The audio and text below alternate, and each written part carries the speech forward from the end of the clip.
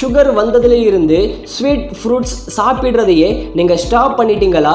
நீங்க மட்டும் கிடையாது, உங்களை மாதிரியே சர்க்கரை நோய் இருக்கிற நிறைய பேர் என்ன நினைச்சுக்கிறாங்கன்னா சுகர் இருக்கிற எல்லா உணவுகளுமே டேஞ்சர் அப்படின்னு தான் நினைச்சுக்கிறாங்க. ஆனா நான் என்ன சொல்றேன்னா, இந்த 5 இயற்கையான பழங்கள் இருக்குல்ல, நீங்க எந்தவித கவலையும் இல்லாம பயமும் இல்லாம இந்த 5 பழங்களையும் நீங்க சாப்பிடலாம். ஆமா, இதுல ஸ்வீட் இருக்கு, ஆனா அதுல ஸ்வீட் இருக்கிறதுனால உங்களுடைய சுகர் ப்ராப்ளம் அதிகமாகாது.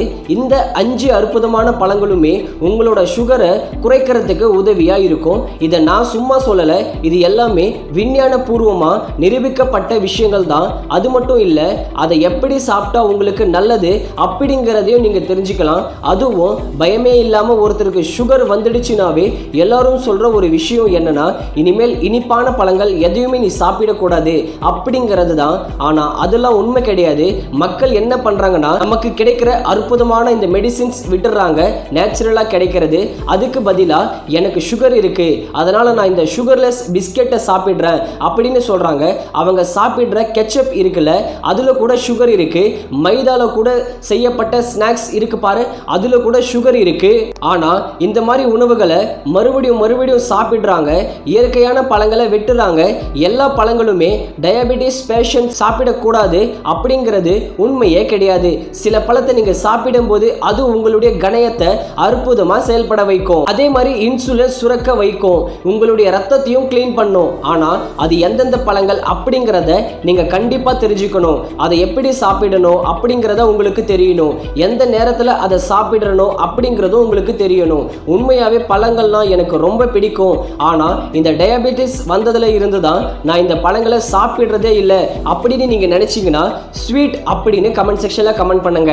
அந்த பழங்கள் என்னென்னலாம் அப்படிங்கிறத நீங்க தெரிஞ்சுக்கிறதுக்கு முன்னாடி சேனலை சப்ஸ்கிரைப் பண்ணாம யாராவது பார்த்துட்டு இருந்தீங்கன்னா அவங்க சப்ஸ்கிரைப் பட்டனை தட்டி விட்டுக்கோங்க.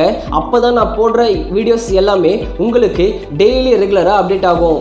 முதலாவதா இருக்கிற பழம் கொய்யா பழம். இதுல கிளைசமிக் இண்டெக்ஸ் 20ல இருந்து 25க்குள்ள தாங்க இருக்கும். இந்த பழம் நல்லா இனிப்பா இருக்கும், கிரன்ச்சியா இருக்கும். அது மட்டும் இல்ல, ரொம்ப சக்தி வாய்ந்த ஒரு பழம். உங்களுக்கு சர்க்கரை நோய் இருக்கு அப்படின்னாவே நீங்க கண்டிப்பா சாப்பிட வேண்டிய ஒரு பழம் இந்த கொய்யா பழம். சரி, இந்த கொய்யா பழத்துல என்ன இருக்கு? இதுல டயட்ரி ஃபைபர் அப்படிங்கிறது இருக்கு. இந்த டயட்ரி ஃபைபர் இருந்தாவே உங்களுடைய சுகரை அப்சர்வேஷன் அப்படின்னு தான் சொல்லுவாங்க. அதாவது சுகரை உங்க உடம்பு எடுத்துக்குது பாத்தீங்களா, அதை ப்ராசஸ் ஆக்குது. அடுத்ததா இதுல வைட்டமின் சி அதிகமாவே இருக்கும் கொய்யா பழத்துல. இந்த வைட்டமின் சி என்ன பண்ணுதுன்னு பார்த்தீங்கன்னா, உங்களோட இன்சுலின் செல்ல இருக்கு இல்லையா, அதுல இருக்கிற வீக்கத்தை இந்த வைட்டமின் சி குறைக்கும். என்ன இருக்கு அப்படிங்கிறத பார்த்துட்டோம். இப்போ அது எந்த விதத்துல உங்களுக்கு உதவியா இருக்கும் அப்படின்னு பார்த்தீங்கன்னா, இன்சுலின் சென்சிட்டிவிட்டியை இது அதிகரிக்கும். சாப்பிட்டு முடிச்ச உடனே உங்களுக்கு சுகர் டக்குன்னு ஏறும் பாத்தீங்களா, அதை இது தடுக்குது.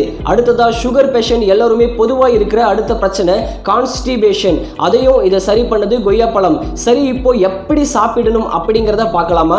கொய்யா பழத்தை எப்பவுமே தோலோட தான் சாப்பிடணும். ஏன்னா அதிகமா நார்ச்சத்து அந்த தோல் பகுதியில தான் இருக்கு. நீங்க கொய்யா பழங்கள் சாப்பிடும் போது ரொம்ப பழுத்த பழங்கள் சாப்பிடாதீங்க. கொஞ்சம் மீடியமா இருக்கு இல்லையா, கொஞ்சம் கிரன்ச்சியா இருக்கும் இல்லையா, அந்த மாதிரி இருக்கிற பழங்களை தேர்ந்தெடுத்து சாப்பிடுங்க. ஏதாவது ஒரு கேப்ல உங்களுக்கு பசி எடுக்கும் இல்லையா, அப்ப சாப்பிடுங்க. 4 மணி அந்த டைம்ல சாப்பிடலாம், ஈவினிங் டைம்ல.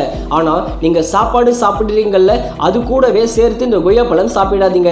இது கூட நீங்க பிளாக் சால்ட் இருக்கும், அது கூடவும் கொஞ்சம் புதினா இலையும் ஆட் பண்ணி நல்லா நசுக்கி போட்டுட்டு அதையும் கூட சேர்த்து சாப்பிடலாம். ரெண்டாவது பார்க்க போற பழம் நாவல் பழம். இது ஒரு பழம் மட்டும் கிடையாது, இது இயற்கை நமக்கு கொடுத்திருக்கிற டயபெட்டிக்ஸ்க்கான ஒரு மருந்து கூட. இதோட கிளைசமிக் இண்டெக்ஸ் அளவு எவ்வளவு இருக்கு பாத்தீங்கன்னா 25ல இருந்து 30 வரைக்கும் இருக்கு.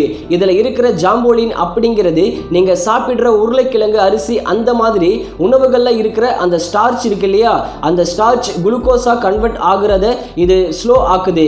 இதுல அயன் சக்தி அதிகமா இருக்கும். இதனால உங்களுடைய ரத்த ஓட்டம் சீராகுது. இதுல இருக்கிற கொட்டை அதை பவுடர் பண்ணி கூட தண்ணியில மிக்ஸ் பண்ணி நீங்க குடிக்கலாம். இதுவும் உங்களோட சுகர் லெவலை நல்லாவே குறைக்கும். சரி, என்ன விஷயத்துக்கு இந்த நாவல் பழம் உதவியா இருக்கு அப்படின்னு பாத்தீங்கன்னா, அடிக்கடி யூரின் போகணும்னு உங்களுக்கு ஆகுது பாருங்க, அந்த சென்சேஷனை இது குறைக்கும். சுகர் பேஷண்ட் நார்மலாகவே நீங்கள் பார்த்தீங்கன்னா நிறைய டைம் யூரினுக்கு போவாங்க. ஆனால் நாவல் பழத்தை எடுத்துக்கிட்டும் போது அந்த லெவலை கொஞ்சம் குறைக்கும். இனிப்பு அதிகமாக சாப்பிடணும் அப்படிங்கிற அந்த கிரேவிங்கை இதை கண்ட்ரோல் பண்ணுது. உங்களுடைய கணையத்தையும் சிறுநீரகத்தையும் சுத்திகரிக்கும். சரி, இப்போ நாவல் பழத்தை எப்படி சாப்பிடணும் அப்படின்னு பார்த்தீங்கன்னா 6 நாவல் பழங்களை சாப்பிடலாம். மார்னிங் டைமில் சாப்பிடுங்க. இந்த பழங்களோட நீங்கள் சாப்பிடும்போது தயிர் இருக்குல்ல, அதை கொஞ்சம் சேர்த்துக்கிட்டு அது கூடவே பட்டையோட தோல் அது ஒரு பிஞ்சளவு ஆட் பண்ணிட்டு ஒரு ட்ரிங்க் மாதிரி ரெடி பண்ணி குடிச்சிங்கன்னா அந்த ட்ரிங்க் கண்டிப்பாக உங்களோட சுகரை நல்லாவே கண்ட்ரோல் பண்ணும். மூணாவதாக பார்க்க போகிற பழம் பேரிக்கா பழம். இதோட கிளைசெமிக் இண்டெக்ஸ் அளவு 38 இருக்குங்க. இப்போ இந்த பழத்தில் என்ன இருக்கு அப்படின்னு பார்த்தீங்கன்னா இதில் பெக்டின் அப்படின்னு இருக்கு. இந்த பெக்டின் உங்களுடைய டைஜஷனை ஸ்லோ பண்ணும். இதனால உங்களுக்கு அடிக்கடி பசி ஏற்படாது. நீங்க உணவு சாப்பிட்டதுக்கு அப்புறம் சுகர் அதிகமாகுது இல்லையா, அதை இந்த பழம் குறைக்குது. உங்களுடைய லிவரையும் கணையத்தையும் இதை ஹீல் பண்ணுது.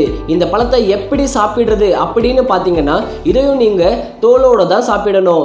இதை நீங்க சாப்பிடும்போது இதை நல்லா கட் பண்ணிட்டு அதில் கொஞ்சம் லெமன் ஜூஸ் ஆட் பண்ணிக்கோங்க.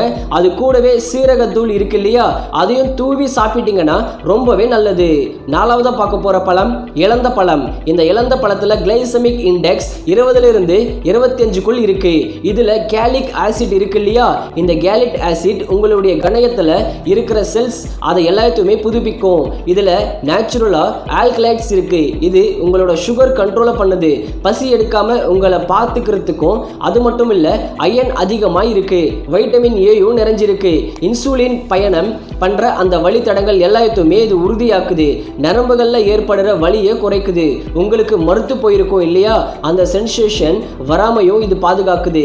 இதை எப்படி சாப்பிடணும்னு பார்த்தீங்கன்னா ஒரு 7 8 பழங்கள் ஈவினிங் டைம்ல நீங்க சாப்பிடலாம். இதை நல்லா காய வச்சுட்டு பவுடர் பண்ணிட்டு இது கூடவே இஞ்சி சாறு அதை கலந்தும் சாப்பிடலாம். இது மாதிரி நீங்க தினமும் ஒரு டீஸ்பூன் அளவு சாப்பிட்டாவே போதும். இந்த பவுடரை நீங்க மோர் கூட கலந்து சாப்பிடலாம். அப்படி இல்லைன்னா சிறுதானியங்கள்ல கஞ்சி ஏதாவது செஞ்சீங்கன்னா அது கூடவும் இந்த பொடியை தூவி சாப்பிடலாம். அடுத்ததா பார்க்க போற பழம் முலாம் பழம், அதாவது மஸ்க் மெலன் அப்படின்னு தான் சொல்லுவாங்க.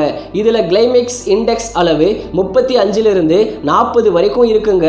இந்த பழத்துல என்ன இருக்கு அப்படின்னு பார்த்தீங்கன்னா இதுல பொட்டாசியம் இருக்கு.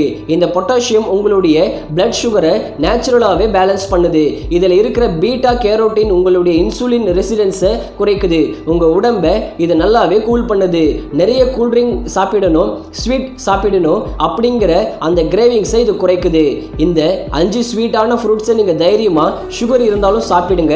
இந்த வீடியோ பிடிச்சிருந்தா லைக் பண்ணுங்க, ஷேர் பண்ணுங்க, சப்ஸ்கிரைப் பண்ணி சப்போர்ட் பண்ணுங்க. அடுத்த வீடியோல சந்திக்கிறேன். பாய்.